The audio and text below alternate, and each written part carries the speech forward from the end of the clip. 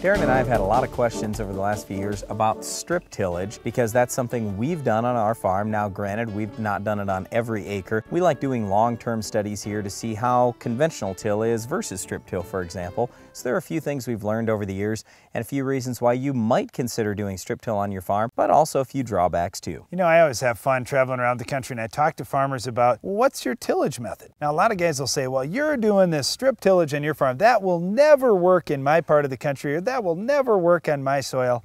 And I always caution farmers to not use the words never or always. There's nothing that always works and nothing that never works in farming. It just seems like you have to look at the pros and cons and then look at your situation and see if this is something that would benefit you. Well, I'll give you an example. So Darren and I have been down to Brazil before, and we go down there and we find some farmers who are no-tilling and they have 100 inches of rainfall per year. And I talk to farmers who get 20 inches of rainfall and say, we have too much rain to ever no-till.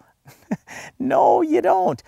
Any tillage system you want to do, you can probably do it if you manage it well. It's just that each tillage system has its pluses and minuses. It has its different management steps you're going to have to take if you want to be successful in that system. Strip till is exactly like that. The biggest drawback I see to strip till is just that it takes time in the fall. So you literally have to have a dedicated person and a dedicated tractor to get this done. You have to be committed to, hey, I am going to get my strip tillage done in the fall. We get a lot of questions about, do I need to do it in the fall? Could I do it in the spring? We've certainly found much more benefit doing it in the fall. We're putting out fertilizer then in the fall. We're building the berm for where our seed is going to be planted in the spring. All this works great in the fall for us because typically our soils are fairly dry. In the spring, once that frost comes out and we start getting some spring rains, it's really tough for that soil to be fit for us to be able to do this. And generally by the time that soil is fit for us to be doing strip till, we could already be planting corn. And now we're just setting ourselves back. If we have to spend a couple of weeks doing strip till in the spring, now our planting of corn is going to be much later and it gets to be a big challenge. So doing it in the fall is a nice thing. We can deal with the residue at that point. We can get our tillage done in those strips at that point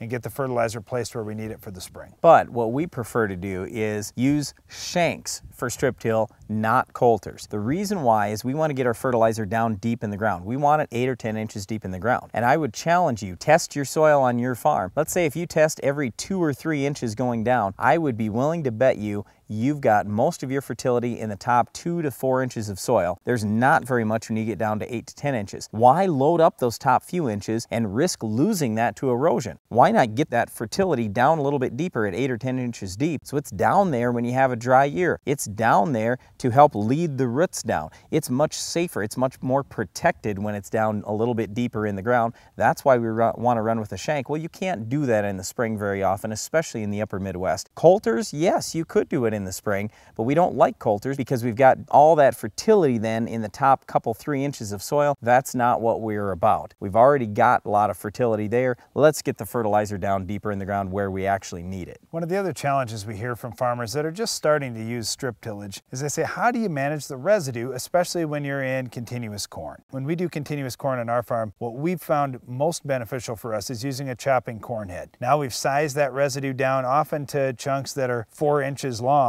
And when you get small pieces of residue like that, they're pretty easy to move around. They're pretty easy to till under, and we can end up with a pretty black strip there and enough room to shove those little 4-inch pieces off to the side in our 30-inch rows. So we really like chopping the corn up. The other thing that we like with the chopping corn head is now instead of having stalks that may be 3 foot tall, now all of those stalks are mowed down. So they're maybe in the 8 to 12 inches tall. And at that point, we don't have stalks that are falling over the row over the winter. And now I've got to try and deal with a wet, soggy, 3 foot long stalk in the spring and try to cut through that. So by chopping that residue up in the fall, we're able to make a nice berm. And by spring, yes, we may need some row cleaners if there's some of that residue that blows over, but for the most part, our rows look pretty good. What a lot of people will say is, well, you don't want to chop your residue up because then it's all going to blow to the edge of the field. We've been doing this for years and I haven't had it yet blow to the edge of the field. And we get a little bit of wind here too. Right, quite a bit of wind. Personally, I think strip till is the way that we stop that problem. So we've got a little bit of soil there, and we've got a little bit of soil that's gone over the top of some of this residue, helping to hold it down.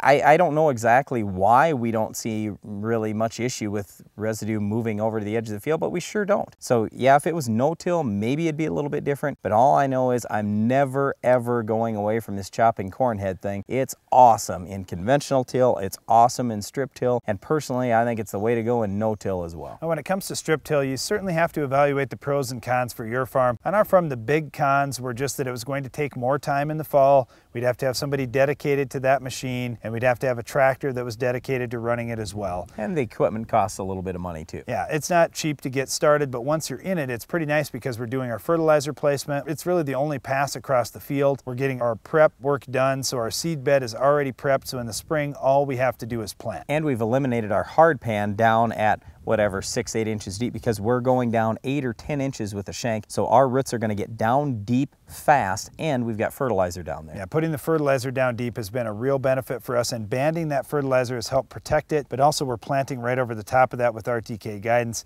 They're just a lot of pros for us. The one con though, Brian, that we didn't mention is sometimes there's some different weeds that pop up in strip till compared to in conventional till. We'll talk about it during our Weed of the Week coming up later in the show.